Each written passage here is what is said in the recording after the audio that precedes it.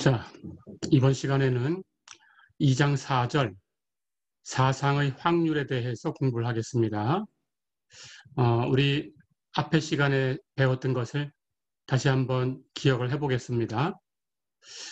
확률적 실험 또는 통계적 실험이라는 것은 그 결과를 예측할 수는 없는데 그 얻을 수 있는 결과 전체의 집합은 확정되어 있는 그런 실험을 우리가 확률적인 실험이다, 또는 통계적인 실험이다 이렇게 얘기를 했습니다.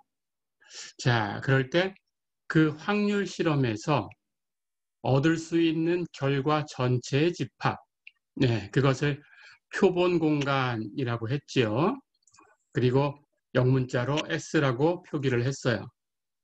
또 그 S라는 집합 안에 있는 모든 원소, 즉 우리가 했던 실험에서 그 얻었던 기본 결과들, 각각의 결과들, 관측값들, 그것을 표본점이라고 불렀죠.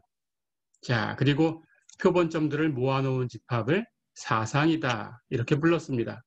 기억나죠? 다시 얘기하면 사상은 전체 집합, 표본 공간의 부분 집합이다 이렇게 얘기할 수 있습니다. 자, 이제 우리가 어떤 확률 실험을 했을 때 그때 우리가 얻을 수 있는 표본점을 모아놓은 집합 사상, 그 어떤 사상의 확률이라는 것을 정의하려고 합니다. 자, 우리가 전에도 얘기했던 것처럼 뭐 특별하게 달리 정의하는 건 아닙니다. 사상의 확률은 전체 집합, 표본 공간에 있는 원소의 개수, 분의 주어진 사상, 그 주어진 사상에 있는 원소의 개수, 이렇게 정의를 하는 거예요. 아주 간단하죠? 그러니까 우리 앞에서 배웠던 것처럼 상대도수 역할을 하는 값이죠. 그렇죠? 상대도수 또는 비율, 이런 역할을 하는 값이 됩니다. 자, 그럼 기호로 한번 써볼까요? 어떤 확률 실험이 있었어요. 그런데 그 확률 실험에서 얻을 수 있는 결과가 개수를 세어보니까 N개였어요. 자, 그런데 이것들이 각각 같은 확률로 계산된다라고 가정을 해야 됩니다. 서로 다른 확률로 계산되는 것이 있다 그러면 당연히 그것을 감안해 줘야 돼요. 그래서 가중치를 가지고 계산해서 그만큼 다른 값으로 계산을 해주면 됩니다. 자, 그런데 여기서는 전부 가중치가 같다라고 가정을 하는 거죠. 그래서 N개의 결과가 있는데 그 N개의 결과는 전부 같은 확률로 발생한다. 이렇게 가정을 한 겁니다. 그리고 어떤 사상 A가 있는데 그 사상 A의 원소는 N개다. 이렇게 가정을 했어요. 자, 그렇다면 사상 A의 확률은 probability라는 뜻으로 P라고 쓰고요. probability of A라는 뜻으로 PA 이렇게 쓰고요. 금방 얘기했던 것처럼 전체 집합의 개수 n분의 대문자로 구분하기 위해 대문자 소문자를 썼습니다. A라는 사상에 있는 원소의 개수 소문자 n 이렇게 됩니다. 어렵지 않죠? 그러니까 결국은 비율이죠. 그렇죠? 그리고 상대도수죠. 그렇게 정의를 한 겁니다. 전체 개수분의 사상의 개수. 그것이 그 사상의 확률이다. 이렇게 기억을 해두세요. 자, 우선 간단하게 이제 확률을 정의했으니까 이 확률이 어떠한 성질을 가지고 있는지, 계산은 어떻게 계산하면 되는 건지 더 알아보겠습니다.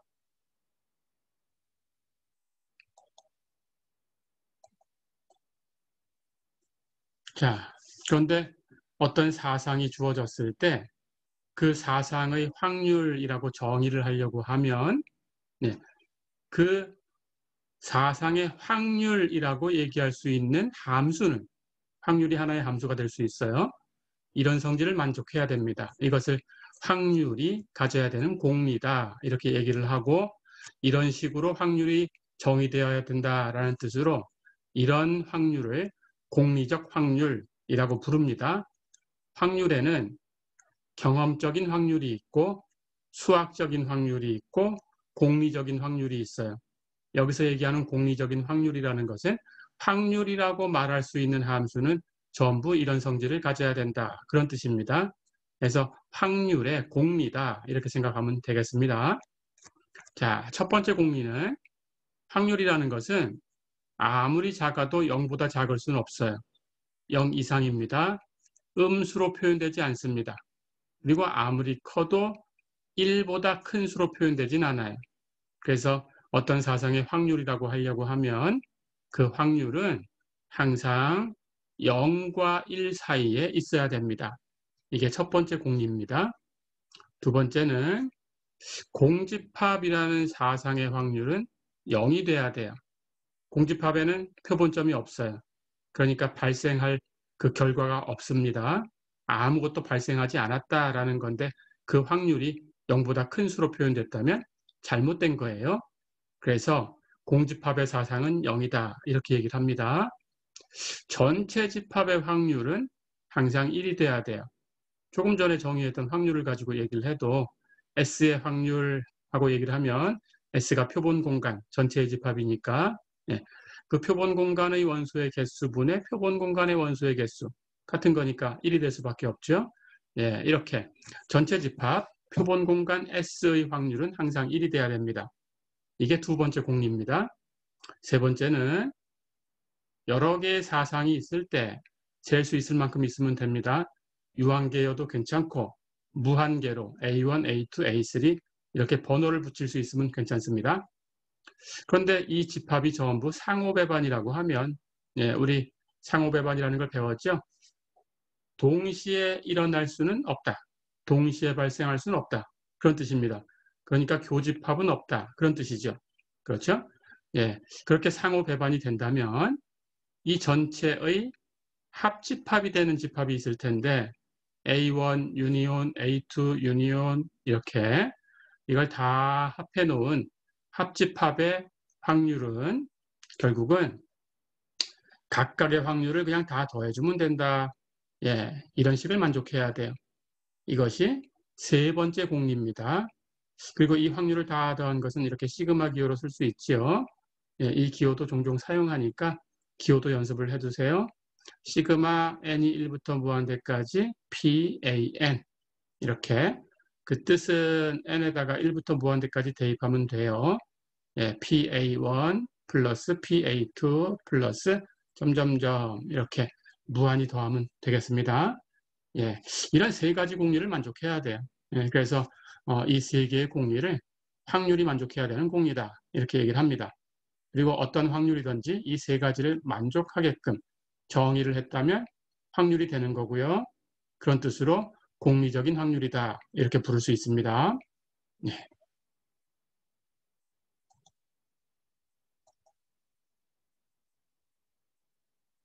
자, 그러면 예제를 하나 풀어볼까요?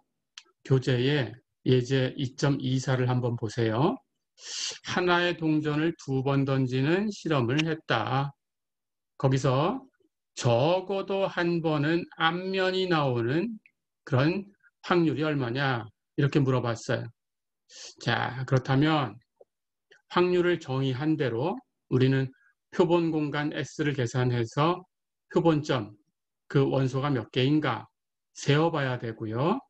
그리고 지금 얘기하는 적어도 한 번은 앞면이 나온다라는 사상을 기호로 표기해주고 그 사상의 표본점이 몇 개인가 세어봐야 됩니다. 그렇죠? 예, 근데 앞에서 공부를 했었죠. 이 부분을. 하나의 동전을 2번 던졌어요. 그러면 첫 번째 동전이 있을 거고 두 번째 동전이 있을 거고 그렇죠? 첫 번째 동전이 앞면이거나 뒷면이거나 할 거고 그 각각에 대해서 두 번째 동전도 독립적으로 앞면이거나 뒷면이거나 첫 번째 동전이 뒷면이 나왔어도 두 번째 동전이 앞면이거나 뒷면이거나 그렇죠? 예. 그래서 표본점은 결국 HH 그리고 HT 그리고 TH 그리고 TT 이렇게 네 개가 되네요. 그렇죠? 우리가 순서상으로 표기했던 거 기억나죠? S는 HH, HT, TH, TT 예, 이렇게 표기가 됐습니다. 원소가 4개네요. 그렇죠? 자, 그렇다면 여기서 적어도 한 번은 앞면이 나오는 사상. 우리 그 사상을 A라고 한번 해볼까요? 그렇다면 A에는 적어도 한 번 앞면이 있어야 되니까 이 표본 공간에서 적어도 앞면이 있는 거 HH 있죠? HT, H가 있습니다. TH, H가 있어요. TT에는 H가 없지요. 그럼 TT를 제외한 나머지는 전부 적어도 한 번은 앞면이 나오는 거죠. 그렇다면 A라는 사상에는 HH, HT, TH 세 개의 원소가 있어요. 그렇죠? 자, 그럼 대문자 N으로 표기했던 표본 공간 S의 원소의 개수는 4가 됩니다. A라는 사상의 그 원소의 수는 소문자 N으로 표기를 했죠. 3이 됩니다. 그렇죠?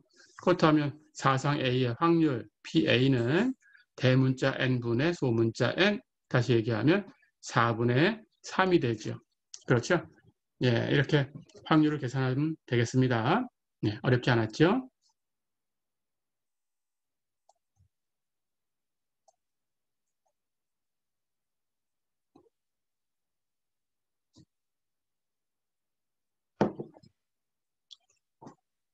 자, 교재 예제 2.25를 볼까요?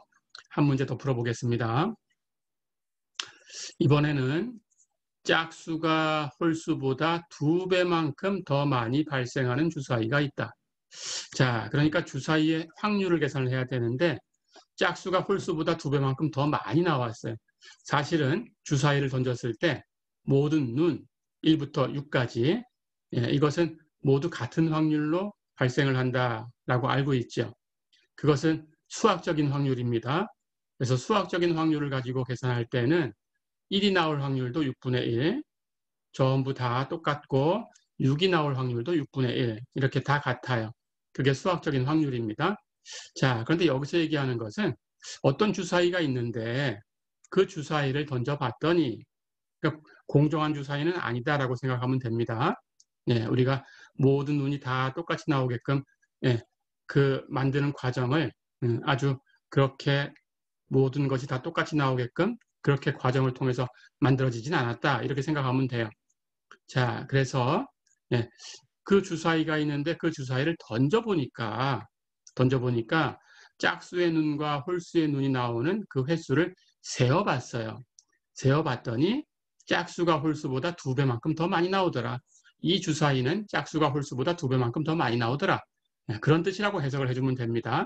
그러니까 문제에서 이렇게 주어진 것은 예, 그렇게 인정을 해주시면 돼요. 자, 그렇다면 이렇게 얻는 그런 확률은 우리가 경험적 확률이라고 불러요. 그러니까 뒤에 가서 만약에 어떤 씨앗 가게에서 씨앗을 사서 땅에 심었어요. 그때 그 씨앗이 싹이 틀 그 확률이 얼마냐 이런 확률을 물어봤을 때에는 그럴 때에는 경험적인 확률을 계산하면 돼요.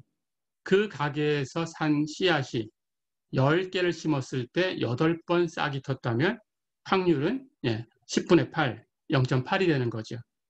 그렇게 계산하는 확률을 우리는 경험적인 확률이다 이렇게 부릅니다. 자, 그러니까 여기서 경험적인 확률을 제시해 준 거예요.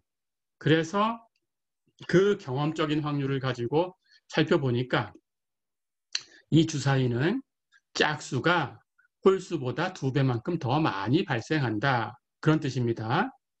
자, 그럼 가볼까요? 짝수가 홀수보다 2배만큼 더 많이 발생하는 주사위가 있어요. 그때 이 주사위를 한 번 던졌을 때 4보다 작은 수가 나올 사상을 2라고 하자. 2의 확률 P2가 얼마냐? 그걸 구해봐라 그랬어요. 자, 그럼 이제 계산을 해봅니다. 문제 주어진 대로 계산하시면 되고요. 짝수하고 홀수하고 나올 확률이 달라요. 그렇죠? 근데 짝수가 2배 많다 그랬으니까 작은 쪽 홀수가 나올 확률을 X라고 해볼까요? 그렇다면 짝수는 2배 많이 나온다 그랬으니까 짝수가 나올 확률은 2X가 됩니다. 근데 주사위의 눈은 1부터 6까지밖에 없어요. 그렇다면 1이 나오거나 2가 나오거나 3이 나오거나 4가 나오거나 5, 6이 나오거나 이걸 다 합하면 전체 집합이 되니까 그 확률은 1이 돼야 됩니다. 그렇죠? 그렇다면 x가 얼마인지 계산할 수 있겠죠? 네, 주사위에는 홀수가 3개 있어요. 짝수도 3개 있어요. 그렇죠? 네, 그렇다면 홀수가 나올 확률을 x라고 했으니까 홀수 1이 나오거나 3이 나오거나 5가 나올 확률. 그러면 x를 3번 계산해 주면 되죠. 3 곱하기 x. 자, 그러면 짝수도 마찬가지입니다. 짝수도 3개 있어요. 예, 그렇다면 짝수가 나올 확률은 2x라고 했으니까 짝수 2가 나오거나 4가 나오거나 6이 나올 확률은 3을 곱해주면 돼요. 그렇죠? 그런데 1부터 6까지 다 계산해주면 주사위 눈이 그게 전부니까 예, 그 확률은 1이 돼야 돼요. 자, 그럼 계산이 다 됐죠. 3x하고 3 곱하기 2x 두 개 더하면 9x입니다. 9x가 1이 돼야 되니까 x는 9분의 1이죠. 그러니까 홀수가 나올 확률은 9분의 1입니다. 그렇다면 짝수가 나올 확률은 여기에 2를 곱하면 되니까 9분의 2가 되겠네요. 그렇죠? 예, 이렇게 해서 이제 계산을 하면 되겠어요. 자, 그럼 주어진 사상 2는 4보다 작은 수가 나올 사상이다 그랬으니까 주사위에서 4보다 작은 수는 1과 2와 3 이렇게 세 개의 수가 있죠. 그렇죠? 자, 그럼 2라는 사상에는 표본점, 기본 결과가 3개 있습니다. 1, 2, 3이 있어요. 그럼 1, 2, 3은 각각 상호 배반이 되도록 분해해 볼까요? 원소를 하나씩 주면 그렇게 되겠죠? 교집합이 없게 1, 2, 3 이렇게 나눴어요.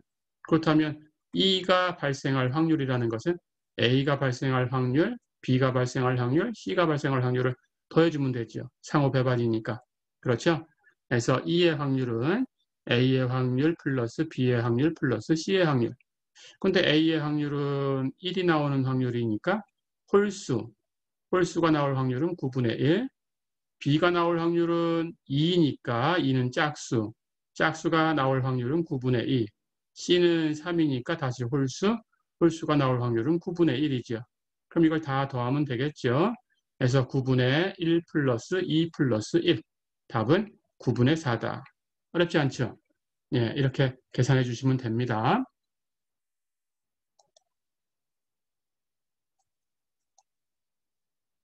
자, 그럼 하나 더 풀어볼까요? 똑같이 앞의 문제에서처럼 짝수가 홀수보다 2배만큼 더 많이 발생하는 주사위가 있는데 이 주사위를 한 번 던졌을 때 짝수가 나타날 사상은 A, 3으로 나누어질 수 있는 수가 나타날 사상은 B라고 하자. 자, 그렇다면 A 유니온 B의 확률하고 A 인터섹션 B의 확률을 구해라 그랬어요.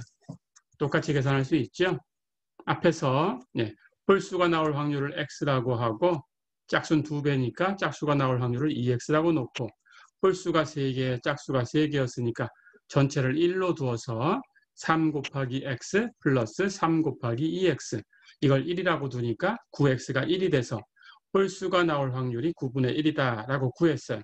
그래서 짝수가 나올 확률은 여기다 2를 곱하면 9분의 2다라는 걸 구해놨죠. 그렇죠?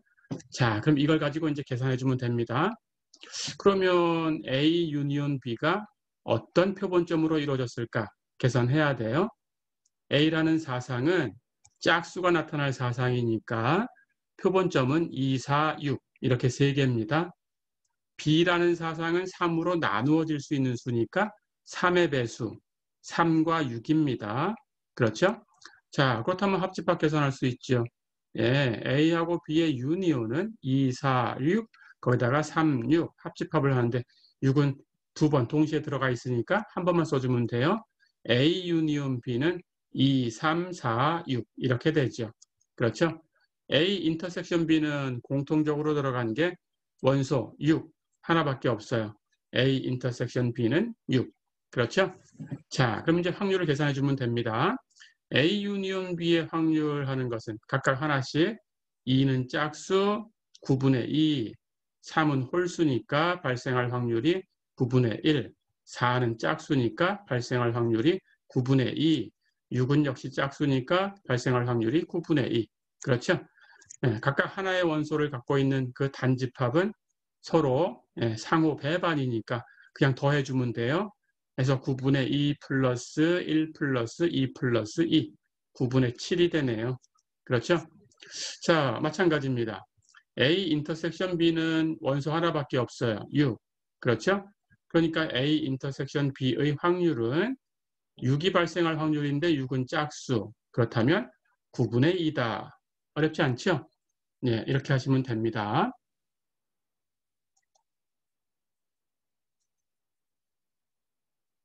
자, 예제 2.7 볼까요? 네, 25명의 산업공학 학생, 그리고 10명의 기계공학 학생, 그리고 10명의 전기공학, 8명의 토목공학 학생들로 구성된 통계학 수업이 있다. 이 중에 한 명을 임의로 뽑았을 때, 임의로 뽑았을 때 그 학생이 산업공학 학생일 확률을 구해라. 두 번째는 토목공학이나 전기공학일 확률을 구해라 그랬어요. 산업공학일 확률은 그냥 하나니까 계산해 주면 되고, 토목공학이나 전기공학일 확률 이렇게 A이거나 B거나 이렇게 했으니까 이건 유니온, 합집합이죠. 그렇죠? 해서 두 번째 문제는 합집합을 계산하면 됩니다. 자, 그럼 가볼까요? 산업공학, 기계공학, 전기공학, 토목공학이 있다고 했으니까 이 각각의 사상을 산업공학이 전공인 학생일 사상을 I, 기계공학일 사상을 M, 전기공학일 사상을 E, 토목공학일 사상을 C 이렇게 나타내 볼까요? 자, 그렇다면 첫 번째는 산업공학일 확률이니까 PI를 계산하면 되죠. 그렇죠? 그렇다면 우리가 필요한 것은 표본 공간 S가 필요한 거죠. 그렇죠? 표본 공간 S에는 25명의 산업공학 전공 학생이 있어요. 그렇죠? 자, 그럼 여기 이렇게 25개 표본점이 있을 거고, 그렇죠? 그 다음에 10명의 기계공학이 있을 거고, 이쪽에 이렇게 10명의 기계공학이 있을 거고, 그 다음 10명의 전기공학이 있을 거고, 그렇죠? 이렇게 다 세어보면 10명이 있을 거고, 그 다음 8명의 토목공학이 있을 거예요. 그렇죠? 이렇게 8명. 자, 그렇다면 이런 표본점으로 이루어졌으니까 이 S의 원소의 개수는 이걸 다 더하면 되죠. 그렇죠? 전부 더하면 여기에는 53개의 표본점이 있네요. 그렇죠? 자, 그렇다면 S의 원소 53개, 그럼 53분의 하고 분모로 갑니다. 거기서 이제 해당 그 사상은 산업공학이었어요. 근데 산업공학에는 25명 학생이 있었으니까 그 원소의 개수는 25, 25가 됩니다. 그렇죠? 그렇다면 그 확률은 바로 53분의 25. 아주 간단하게 계산할 수 있죠? 어렵지 않죠? 네. 자, 그러면 토목공학이거나 전기공학일 확률. 토목공학이면서 전기공학인 학생은 이 문제의 설명에는 없습니다. 그렇죠? 예, 문제 교집합이 있다라고 했으면 또 거기에 맞춰서 다시 다른 방법으로 푸셔야 돼요. 이 문제는 그렇게 주어지지 않았어요. 예, 그러니까 교집합은 없다라고 생각을 하는 겁니다. 자, 그렇다면 상호 배반이다라고 생각하고 각각을 더해주면 돼요. 그렇죠? 예, 그렇다면 토목공학일 확률은 토목공학은 전체 53명 중에서 8명이 있었어요. 그렇다면 확률은 53분의 8이고, 그렇죠? 마찬가지 전기공학일 확률은 전체 53명 중에서 전기공학은 10명이 있었어요.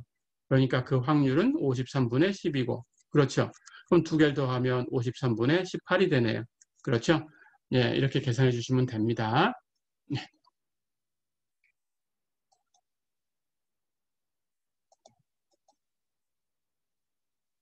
자, 예제를 하나 더 풀어보겠습니다.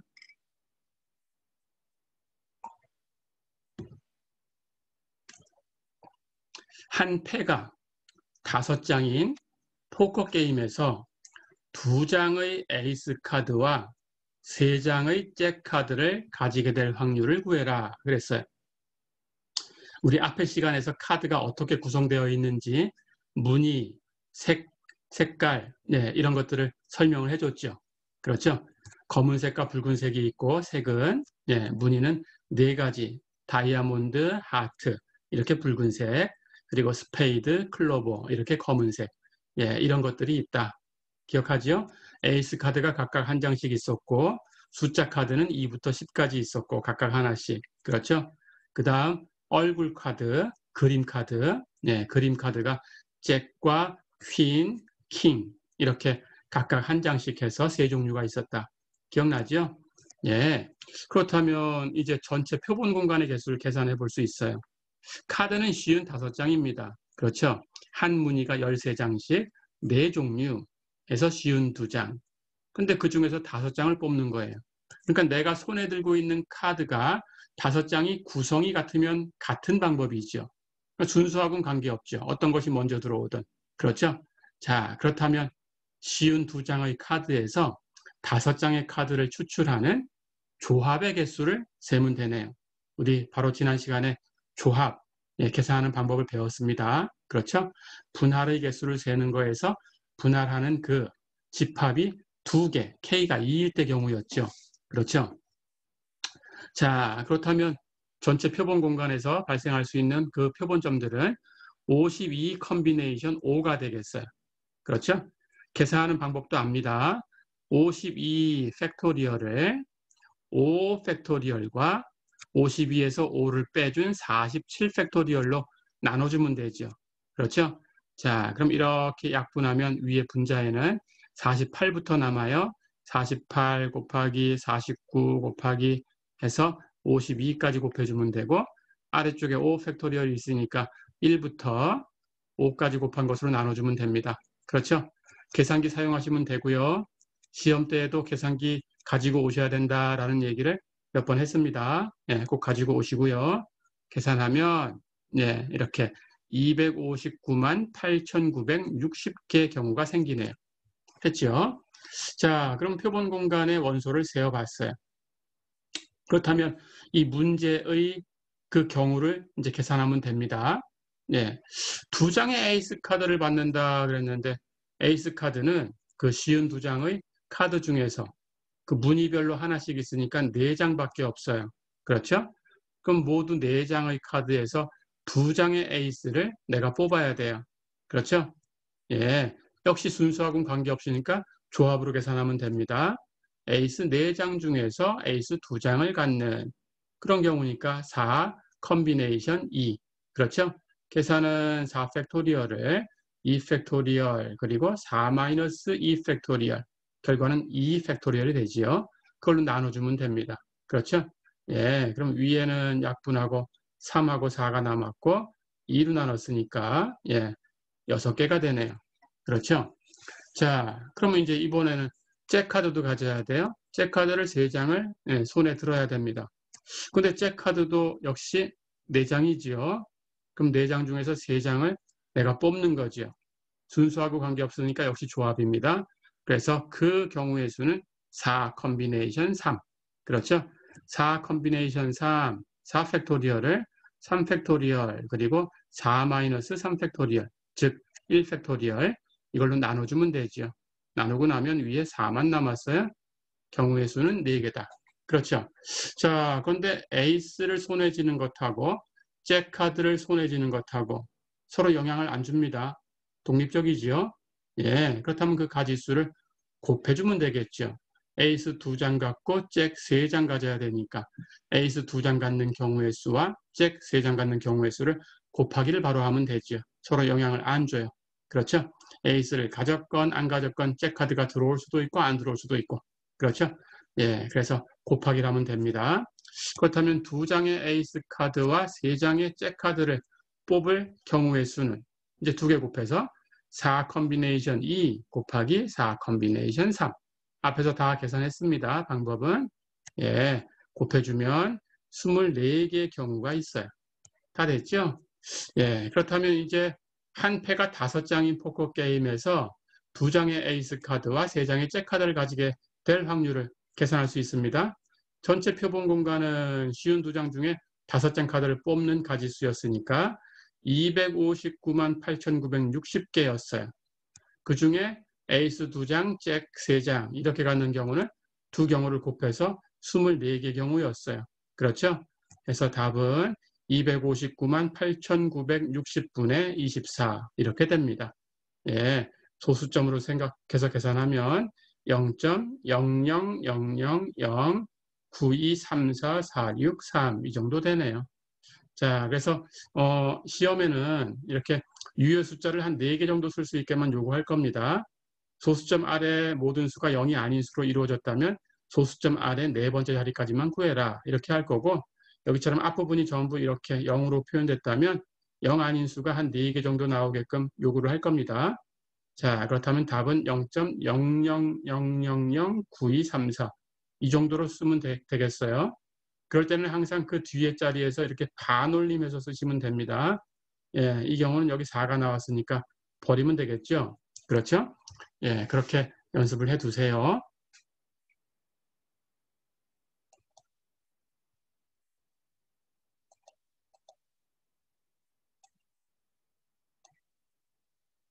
자, 이번에는 예, 합집합의 확률에 대해서 공부를 하겠습니다. 가법 정리. 두 개의 사상이 있을 때 사상 A와 B에 대해서 예, A 유니온 B의 확률은 예, A의 확률과 B의 확률을 더한 것에서 교집합이 있다면 교집합이 발생할 확률을 빼줘야 돼요. 마이너스 PA 인터섹션 B 이렇게 계산한다. 자, 그렇다면 앞에서 우리가 상호 배반인 경우를 배웠죠? 그렇다면 특별하게 따름 정리로 A하고 B가 상호 배반이다 그러면 동시에 발생할 수 없다라는 뜻이었으니까 상호 배반이면 여기 있는 A 인터섹션 B가 예, 공집합이 된다라는 거예요. 공집합의 확률은 0이다라고 했어요. 그렇죠? 자, 그러니까 상호 배반이다 그러면 이 뒷부분이 사라집니다. 그래서 상호 배반이면 앞에서 계산해 봤듯이 예, A 유니온 B의 확률은 각각의 확률을 그냥 2개 더하면 돼요. PA 플러스 PB다. 어렵지 않죠? 벤 다이어그램을 가지고 살펴보면 예, 표본 공간 S가 이렇게 전체 집합으로 주어져 있을 때 A라는 사상이 있고 B라는 사상이 있어요. 결국은 그 사상 안에 있는 원소를 세어보는 거예요. 원소가 몇 개인가. 그렇죠. 그렇다면 A가 발생할 확률은 A에 있는 원소의 개수를 셀 거고 이만큼 셌겠죠. B가 발생할 확률도 B에 있는 원소의 개수를 셀 텐데 그렇게 해서 A가 발생할 확률과 B가 발생할 확률을 더해주게 되면 A하고 B에 공통적으로 있는 이 부분 A 인터섹션 B 이것은 A를 셀 때 한 번 세어지고 B를 셀 때 또 한 번 세어졌으니까 2번 세어졌어요. 그렇죠?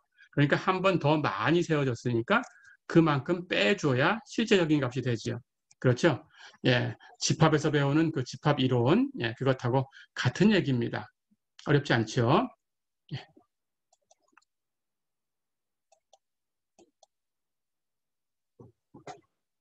자, 그럼 마찬가지로 예, 상호 배반인 경우를 다른 정리로 얻었으니까 상호 배반일 때는 예, 2개의 집합이 상호 배반이건 3개의 집합이 상호 배반이건 같은 이론을 적용할 수 있어요. 그렇죠? 자, 그렇다면 n개의 집합이 n개의 사상이 상호 배반인 경우가 있습니다. 예, 동시에 발생하지 않는 경우가 있겠죠. 그렇죠? 자, 그럴 때 n개 사상을 합집합 계산한 거. A1 유니온, A2 유니온, 점점점 유니온 AN.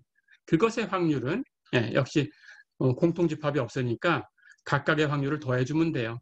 A1의 확률, A2의 확률, AN의 확률 예, 이렇게 더해주면 됩니다. 자, 그래서 상호 배반인 경우는 2개 사상에 대해서만 얘기하는 건 아니고 3개 사상이 상호 배반이어도 각각의 확률을 더하면 된다. 4개 사상이 상호 배반이어도 각각의 확률을 더하면 된다. 이것이 유니온의 확률이다. 어렵지 않죠? 자, 그렇다면 이걸 조금 더 우리가 확장시켜 볼까요? 이 정리를. 그렇다면 예, 우리 앞에서 분할이라는 걸 배웠는데 어떤 표본 공간 S를 분할을 구해볼 수 있어요. 분할이라는 것은 그 전체를 나누면서 서로 교집합이 있으면 안 됩니다. 예, 그러니까 여기 전체 공간이 있다면 이 전체 공간을 이렇게 교집합 없이 이쪽 것 하나, 이쪽 것 하나 이렇게 나누면 예, 분할을 한 거예요. 2개로.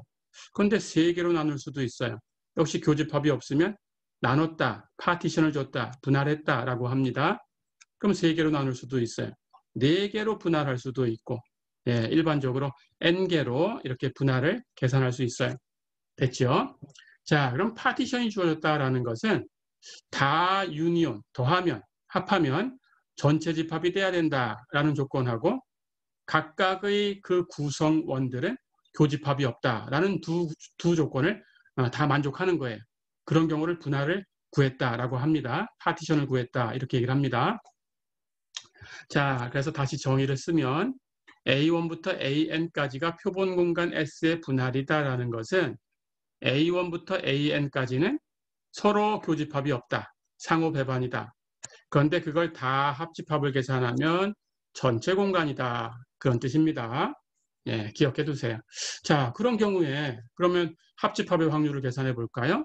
A1 유니온, A2 유니온, 점점점 유니온, AN 이것의 확률은 예, 상호 배반이다 그랬으니까 각각의 확률을 다 더하면 돼요. 그렇죠? 그런데 각각의 확률을 다 더하면 이 합집합이라는 것이 표본 공간, 전체 공간이었으니까 PS가 되는 거죠. 그렇죠? 그런데 어떤 확률도 확률이 되려고 하면 표본 공간 S의 확률은 전체니까 1이 돼야 돼요. 그렇죠? 예. 그래서 이 A1부터 AN까지 발생할 확률을 다 더한 것이 1이다라는 것이 이론입니다. 예, 이렇게 기억을 해두세요.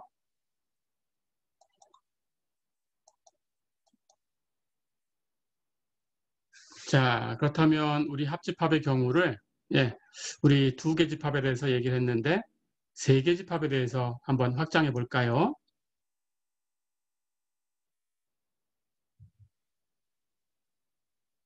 세 개의 사상이 주어져 있어요. A와 B와 C가 있습니다. 그럴 때 A 유니온, B 유니온, C 예, 이것의 확률은 일반적으로는 교집합이 없다, 상호 배반이다 이렇게 할 수 없죠. 그렇죠? 교집합이 있는 것이 일반적인 겁니다. 예, 상호 배반인 경우는 특별한 경우죠. 자, 그래서 교집합이 있을 때에는 계산해 줘야 돼요. 어떻게 계산하냐? PA 플러스 PB 플러스 PC 거기서 2개 교집합의 확률을 빼줍니다. 마이너스 PA 인터섹션 B, 마이너스 PA 인터섹션 C, 마이너스 PB 인터섹션 C. 그런데 세 집합의 교집합의 확률을 다시 한번 더해줘야 전체하고 같아요. 그래서 플러스 PA 인터섹션 B 인터섹션 C 이렇게. 자, 왜 그런가는 벤 다이어그램 가지고 바로 알 수 있어요. A의 확률과 B의 확률을 더해볼까요? 그럼 A의 확률에서 한 번, B의 확률에서 한 번, A 인터섹션 B의 확률이 2번 더해지게 되죠. 그렇죠? 그럼 실제 있는 것보다 한 번 더 많이 더해졌어요. 그렇죠? 그러니까 그 값을 A의 확률, B의 확률 더한 거, 거기서 교집합이 한 번 더 더해졌으니까 예, 거기서 한 번 빼주면 이제 A하고 B에 있는 걸 다 계산한 거예요. 그렇죠? 자, 그러면 거기까지 빼주면 이제 우리가 계산한 것을 A 유니온 B에 있는 것을 이렇게 한 번 계산하게 됐죠. 그렇죠. 이렇게 딱 정확하게 한 번 계산한 거예요. 그래서 이렇게 A의 확률과 B의 확률 더하고 교집합 빼주고 이렇게 하면 A하고 B에 대해서만큼은 딱 한 번만 계산이 된 겁니다. 그렇죠? 자, 그렇다면 거기서 이제 다시 한번 C의 확률을 한번 더해줄까요? 그렇다면 C의 확률을 이렇게 더해주면 실제 있는 것보다 이제 얼만큼이 더 더해졌나요? 예, 여기 A하고 B에서 더했을 때 이만큼 부분이 있었는데 C를 계산할 때 그만큼을 또 더했으니까 실제 있는 것보다 이만큼이 더 더해졌죠. 그렇죠? 이 그림에서 보듯이. 자, 그렇다면 이제 거기서 A 인터섹션 C의 확률을 빼줍니다. 그렇다면 A 인터섹션 C 여기 그림에 보듯이 이만큼이죠. 예, 이만큼을 빼줬어요. 그렇다면 더 더해진 부분에서 이만큼은 이제 사라졌으니까 더 더해진 게 여기만 남았어요. 그렇죠? 예, 여기만 더 더해진 게 남았습니다. 요만큼. 자, 그렇다면 이제 지금까지 계산한 거에서 더 더해진 부분이 요만큼이 있었죠. 그렇죠? 이만큼이 더 더해졌습니다. 그럼 지금까지 계산한 것은 이렇게 A하고 B하고 더하고 교집합 빼주고 C를 더해주고 거기서 A하고 C의 교집합을 빼준 거죠. 그렇죠? 자, 그럼 거기서 이제 B 인터섹션 C의 확률을 빼주게 되면 B 인터섹션 C는 이만큼이니까 여기 있는 부분은 원래 한 번 더 더해졌으니까 빼주면 원래 것하고 같아졌지만 이제 여기는 원래대로 계산을 한 건데 이만큼이 더 빠져나갔어요. 그렇죠? 예, 이제 이만큼이 더 실제 있는 것보다 빠져나갔으니까 이만큼은 A와 B와 C가 세 집합이 만나는 곳이죠. 예, 그걸 다시 한번 더해줘야 이제 원래 있는 것 한 번 하고 같다. 그렇죠? 자, 이렇게 해주면 됩니다. 자, 그렇다면 이걸 이제 여러분들이 지금 세 개 집합에 대해서 합집합의 확률을 계산해 봤지만 여기에 유니온 D 네 개 집합이 될 수도 있고 다시 거기다가 유니온 E 이렇게 해서 5개 집합이 될 수도 있고 이렇게 여러분들이 상황에 맞춰서 더 늘려볼 수 있어요. 그렇죠? 자, 그렇다면 그럴 때 4개일 때 5개일 때는 어떤 공식이 될 건가라는 걸 기억하시면 됩니다. 예, 이렇게 하시면 돼요. 4개건 5개건, 즉 우리 2개, 3개는 지금 다 봤어요. 2개건, 3개건, 4개건, 5개건, 예, 몇 개로 더 늘려도 이렇게 하시면 됩니다. 하나짜리의 확률을 전부 더해요. 하나짜리, 집합 있는 대로. 그 다음에는 2개짜리, 서로 만날 수 있는 것들은 전부 모든 경우 2개짜리를 다 한 번씩 빼줍니다. 그 다음은 3개짜리를 다시 다 더해줘요. 그 다음은 4개짜리를 다시 다 빼줘요. 그 다음 5개짜리를 다 더해줘요. 이런 식이에요. 하나짜리부터 플러스, 2개짜리 마이너스, 3개짜리 플러스, 4개짜리 마이너스. 예, 이렇게 교대로 계속 하시면 됩니다. 개수 있는 것에 맞춰서. 어렵지 않죠? 예, 그렇게 기억해 두세요.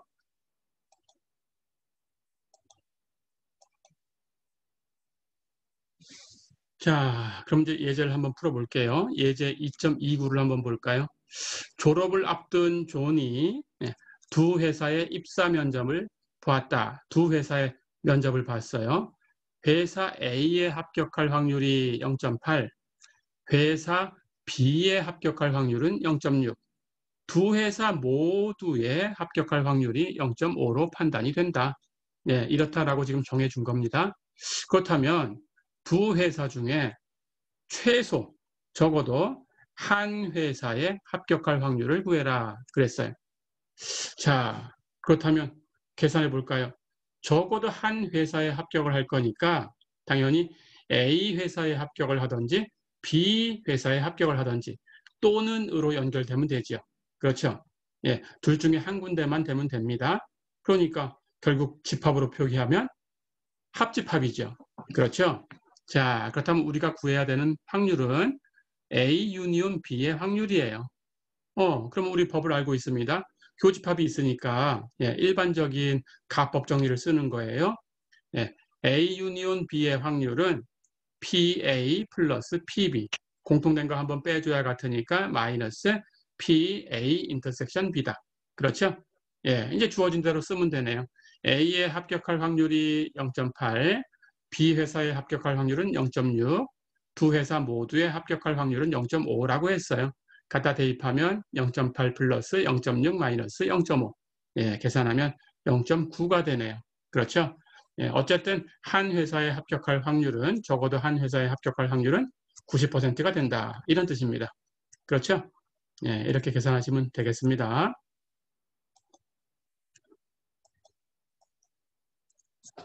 자, 예제 2.30 볼까요? 예, 한 쌍의 주사위를 던졌을 때 나타난 두 눈의 합이 7이거나 아니면 11이 될 확률을 구해라 그랬어요. 7이거나 11이다라고 했으니까 유니온 합집합으로 연결된 거죠. 그렇죠? 자, 그렇다면 한 쌍의 주사위를 던진 거니까 주사위 2개입니다. 첫 번째 주사위가 1에서 6까지 나올 수 있고 그 각각에 대해서 두 번째 주사위가 1에서 6까지 나올 수 있어요. 그렇죠? 예, 이렇게. 자, 그렇다면 경우의 수는 앞에 것이 6가지, 뒤에 두 번째 주사위도 6가지, 36개의 표본점이 있죠. 그렇죠? 그 36개의 표본점을 우리가 알고 있죠. 첫 번째 주사위가 1일 때 두 번째 주사위도 1인 경우 거기부터 해서 첫 번째 주사위가 1이고 두 번째는 2고 계속 가서 첫 번째가 1이고 두 번째는 6이고 그 다음은 첫 번째가 2인 걸로 바꿔서 첫 번째가 2이고 두 번째는 1이고 부터 점점점 첫 번째가 2이고 두 번째는 6이고 여기까지 그 다음은 첫 번째가 3일 때 그 다음 첫 번째가 4일 때 이렇게 해서 순서상으로 표기할 수 있었죠. 예, 둘 다 6 나올 때가 마지막이죠. 그렇다면 1부터 해서 6까지 예, 모두 36개의 점이 있어요. 그렇죠? 예, 그렇다면 전체 집합은 36개의 표본점을 가지고 있다라는 걸 계산한 거죠. 그렇다면 이제 두 사상을 살펴볼까요? 두 눈의 합이 7이 되는 경우는 어떤 경우인가요? 직접 세워볼 수 있습니다. 두 눈의 합이 7이 되는 경우는 1, 6 이렇게 되거나 2, 5 이렇게 되거나 그렇죠? 첫 번째 눈이 1일 때 합이 7 돼야 되니까 두 번째 눈은 6일 수밖에 없어요. 그 외에 없습니다. 그렇죠? 첫 번째 눈이 2가 됐다 그러면 합이 7 되려면 두 번째는 5밖에 없어요. 그렇죠? 예. 그렇다면 이렇게 하면 첫 번째가 3이고 두 번째가 4면 합이 7. 첫 번째가 4, 두 번째가 3이어도 합이 7. 첫 번째가 5, 두 번째가 2면 합이 7이죠. 첫 번째가 6, 두 번째가 1이면 합이 7이죠. 그 외의 경우는 없어요. 그렇죠? 자, 그러니까 사상 A, 두 눈의 합이 7이 되는 사상, 표본점이 6개가 있네요. 그렇죠? 두 번째, 두 눈의 합이 11이 되는 사상, 예, 두 눈의 합이 11이 돼야 되니까 첫 번째 눈이 1이 나오면 될 수가 없어요. 그렇죠? 예, 주사위는 1부터 6까지밖에 없기 때문에 첫 번째가 2가 나와도 될 수가 없죠. 그렇죠? 그러니까 11이 되려고 하면 첫 번째가 적어도 5가 돼야 되죠. 그렇죠? 그렇다면 두 번째는 6이 돼야 합이 11이 되고 그렇지 않다면 첫 번째가 6이 되고 두 번째가 5가 돼야 두 눈의 합이 11이 되죠. 표본점은 2개 있네요. 그렇죠? 자, 그런데 두 눈의 합이 7이 되는 사상하고 두 눈의 합이 11이 되는 사상은 상호배반이죠. 두 눈의 합이 7이었다가 두 눈의 합이 11이었다가 이렇게 7과 11이 동시에 일어날 수는 없어요. 그렇죠? 자, 그렇다면 7이 되는 사상하고 11이 되는 사상을 그냥 각각 확률을 더해주면 됩니다. 상호배반이니까. 자, 그럼 다 됐네요. A 유니온 B의 확률은 A의 확률과 B의 확률을 그냥 더하면 된다.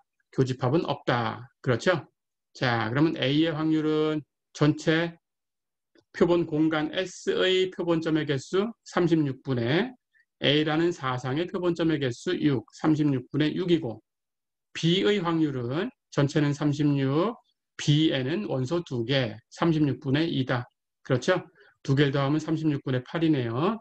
예, 4로 약분되죠? 약분하면 9분의 2다. 이렇게 구할 수 있어요. 어렵지 않죠? 네.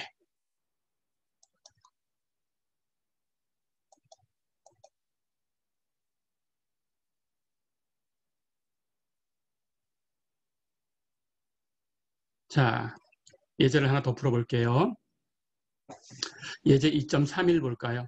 새 자동차를 사려고 하는 고객이 있는데 녹색, 백색, 적색, 청색 그 자동차를 구입할 확률이 그 특정한 사람에 대해서 얘기하는 겁니다. 각각 0.09, 0.15, 0.21, 0.23이라고 했다. 자, 그렇다면 그 고객이 네 가지 색 중에서 어느 한 색의 차를 구입할 확률이 얼마냐 이렇게 물어봤어요. 그렇다면 이제 그 고객이 녹색, 백색, 적색, 청색 자동차를 구입할 사상을 각각 그 세 개 이름을 따서 녹색은 G, 백색은 W, 적색은 R, 청색은 B 이렇게 사상에 대해서 기호를 한번 줘볼까요? G, W, R, B라고 한번 사상을 줘볼게요. 자, 그렇다면 녹색이면서 동시에 백색인 거 없어요? 녹색이면서 동시에 적색 이런 거 없습니다. 그렇다면 이 네 개의 색깔은 상호 배반이다 이렇게 생각할 수 있어요. 자, 그러면 내 사상은 상호 배반이에요. 교집합이 없어요. 그렇죠? 녹색인 걸 사면 그냥 녹색이 되는 거지 다른 것하고 교집합은 없어요. 그렇죠?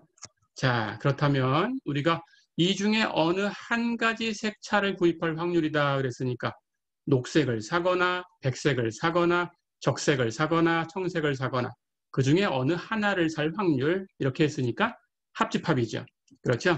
자, 그래서 G 유니온, W 유니온, R 유니온, B의 확률을 계산하면 됩니다. 네 개의 사상이 상호 배반이고요. 그렇다면 각각의 확률을 더해주면 되고요. 그렇죠? 각각의 확률은 주어져 있습니다. 예, G의 확률, 예, 녹색 0.09라고 주어져 있어요. 그렇죠?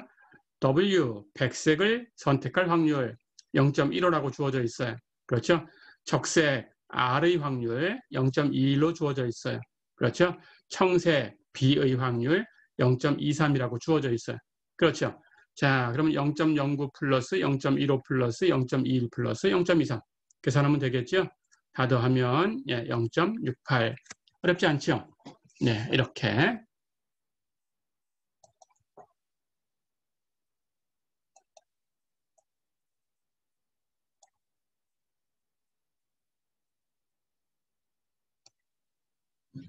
자, 그럼 이번에는 여집합에 대해서 생각을 해보겠습니다. 어떤 사상 A가 있을 때 그 사상의 여집합을 우리 앞에서 배웠죠? A 프라임 하는 기호로 쓰기로 했습니다. 책에 따라서는 A의 컴플리먼트라는 뜻으로 C를 쓰기도 한다고 했어요. 그렇죠? 근데 우리 책의 기호대로 프라임 하는 기호를 따라가기로 약속을 했습니다. 예. 자, 그렇다면 사상 A하고 그 여집합 A 프라임은 당연히 교집합이 없어요. A 프라임은 A가 아닌 것 하는 뜻이니까. 그렇죠? 자, 그렇다면 상호 배반입니다. 분명히. 그렇죠? 그런데 A와 A 프라임은 합집합을 계산하면 전체 집합이죠. 그렇죠?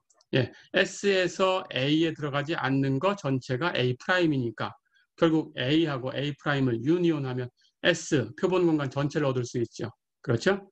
자, 그렇다면 A 유니온 A 프라임은 S가 되고 표본 공간 여집합이니까 A 인터섹션 A 프라임은 공집합이에요. 그렇죠? 그런데 A 유니온 A 프라임 하는 것은 표본 공간 S니까 표본 공간의 확률은 1이다. 이게 확률의 정의였습니다. 그렇죠? 자, 그리고 역시 교집합이 없다 그랬으니까 A하고 A 프라임은 상호 배반. 그래서 우리 상호 배반인 경우에 가법 정리를 쓰면 PA 유니온 A 프라임은 각각의 확률을 더하면 돼요. PA 플러스 PA 프라임. 그렇죠? 자, 그러니까 결국 PA 플러스 PA 프라임이 1이란 뜻이네요. 그렇죠? 예, S의 확률을 가지고 왔어요. 자, 그렇다면 우리가 얻은 게 PA와 PA 프라임을 더하면 1이다라는 거니까 이 중에 어느 하나 내가 PA를 계산하려고 하는데 PA 프라임, A 프라임의 원소가 조금 더 작아서 계산하기가 편하다 그러면 A 프라임의 확률을 빌려올 수 있겠죠. 그렇죠? 예, 이렇게 이항을 해주면 바로 1-PA 프라임이다. 이렇게 얻을 수 있네요. 그렇죠? 역시 마찬가지입니다. 반대로 내가 PA 프라임을 구하고 싶다 그러면 PA를 계산하는 게 쉬우면 1에서 PA를 빼주면 되죠. 그렇죠? 예, 이렇게 하시면 됩니다. 예.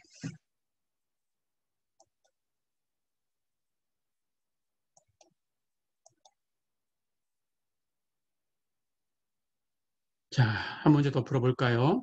예, 예제 2.32 보세요. 어떤 자동차 정비공이 하루 동안 정비하는 자동차 수가 3대가 될 확률이 0.12, 4대가 될 확률이 0.19, 5대가 될 확률은 0.28, 6대가 될 확률은 0.24, 7대가 될 확률이 0.1, 그리고 8대 이상이 될 확률이 0.07이다. 이렇게 주어졌어요. 자, 그럴 때 이 정비공이 즉 우리는 경험적인 확률을 얻고 있는 거죠. 이 정비공이 다음번 작업일에 적어도 5대 이상 정비할 확률이 얼마냐 이렇게 물어봤어요. 자, 그렇다면 여기 주어진 대로 적어도 5대 이상이다 그랬으니까 5대일 확률이 있죠. 6대일 확률이 있죠. 7대일 확률이 있죠. 8대 이상일 확률이 있어요. 그럼 이걸 다 더하면 돼요. 그렇죠. 하지만 그 외의 경우를 보니까 3대일 확률하고 4대일 확률하고 2개밖에 없어요. 그러니까 3대일 거하고 4대일 거 2개 계산하는 게 더 빨라요. 그렇죠? 자, 그래서 여집합을 쓰겠습니다.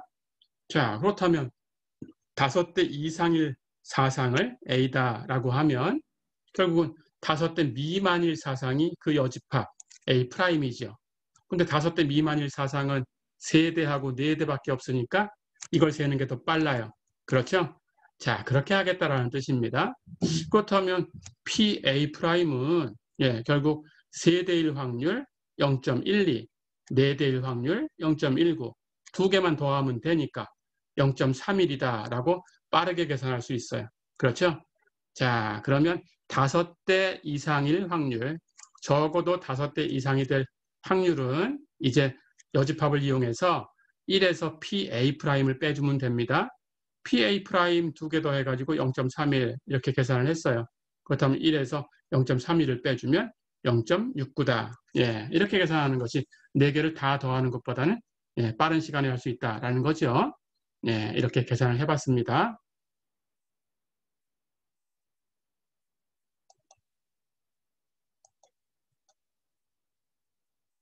자, 그러면 한 문제만 더 풀어보고 이번 시간은 마무리하겠습니다. 예제 2.33 볼까요? 어느 공장에서 생산하는 컴퓨터 케이블의 규격이 2000mm 플러스 마이너스 10mm다라고 했어요. 플러스 마이너스니까 결국은 2010mm까지 허용이 되는 거고 아래쪽으로는 1990mm까지 허용이 되는 거죠. 그렇죠. 그게 규격입니다. 자, 그런데 규격을 벗어나서 2010mm를 초과하거나 아니면 아래쪽으로 1990mm보다 작은 그런 케이블을 생산할 확률은 서로 같다 그랬어요. 서로 같다. 자, 그런데 규격에 맞는 제품을 생산할 확률이 0.99다 그랬어요. 그렇다면 규격을 벗어나는 것은 아래쪽, 위쪽이 있는데 같다고 했으니까 1에서 이만큼 0.99를 빼서 둘로 나누면 되겠네요. 그렇죠? 네, 그렇게 계산하면 된다는 뜻입니다. 자, 그럴 때 첫 번째 문제. 임의로 고른 한 케이블이 규격보다 큰 제품일 확률이 얼마냐? 이렇게 물었어요. 두 번째는 임의로 고른 한 케이블의 길이가 1990mm 이상일 확률이 얼마냐? 이렇게 물었어요. 자, 첫 번째 문제부터 규격보다 큰 제품일 확률은 어렵지 않네요. 규격에 맞는 사상을 M이라고 할까요? 규격보다 큰 사상은 L, 규격보다 작은 사상은 S 이렇게 기호로 집합기호로 표기를 할게요. 자, 그러면 규격보다 작은 사상과 규격보다 큰 사상의 확률은 같다고 했어요. 그렇죠? 그러니까 당연히 1에서 규격에 맞는 제품이 나올 그 확률을 빼서 양쪽 같은 거니까 둘로 나눠주면 그 어느 하나를 구할 수 있는 겁니다. 그렇죠? 그런데 규격에 맞게 제품을 생산할 확률이 0.99라고 했어요. 그렇다면 1에서 0.99를 빼고 2로 나눠주면 규격보다 크게 만들 확률 구할 수 있죠. 마찬가지로 같은 거니까 규격보다 작게 만들 확률도 구할 수 있죠. 그렇죠? 1에서 0.99를 빼서 2로 나눠주면 0.005가 되네요. 그렇죠? 자, 그러면 규격보다 큰 제품일 확률은 0.005입니다. 마찬가지로 문제를 바꿔서 규격보다 작은 제품일 확률을 구해라 이렇게 했어도 같은 조건이었다면 0.005겠죠. 그렇죠? 이렇게 하시면 되겠습니다. 자, 그럼 두 번째는 임의로 고른 한 케이블의 길이가 1990mm 이상일 확률을 구해라 그랬어요. 그런데 1990mm보다 작으면 규격보다 작은 거죠. 그렇죠? 1990mm 이상이다 그러면 규격에 맞는 것일 확률과 그 다음 2010mm를 초과해서 규격보다 큰 제품일 확률이 더해져 있죠. 그렇죠? 자, 그러니까 규격보다 작은 쪽을 계산하는 게 1990mm 이상인 확률을 계산하는 것보다는 계산이 간단해요. 그러면 여집합을 이용합니다. 자, 그래서 1990mm 이상일 확률은 1에서 1990mm 미만일 확률을 빼주면 돼요. 그런데 1990mm 미만일 확률은 아까 첫 번째 문제에서 이미 구해놨어요. 그렇죠? 규격보다 큰 그 제품을 생산할 확률이나 지금 여기서 우리가 구하고자 하는 PS, 규격보다 작은 그런 제품을 생산할 확률이나 같다고 했죠. 그렇죠? 그러니까 첫 번째 문제의 답하고 같은 답이죠. 0.005예요. 자, 그렇다면 이제 1에서 0.005를 빼주면 됩니다. 예, 그러면 1990mm 이상일 확률은 1에서 1990mm 미만일 확률 0.005를 빼주니까 0.995다. 예, 이렇게 구할 수 있네요. 어렵지 않았죠? 예, 이번 시간은 예, 여기까지입니다. 예, 다음 시간에는 이제 우리가 확률을 지금 정의를 했으니까 예, 곱법칙에 대해서 얘기를 할 거예요. 그래서 독립인가 아닌가라는 것하고 그리고 독립이 아닐 때에는 조건부 확률이라는 걸 써야 되는데 그 조건부 확률에 대해서 배우고 예, 이렇게 나가겠습니다. 예, 이번 시간은 여기까지입니다. 수고했습니다.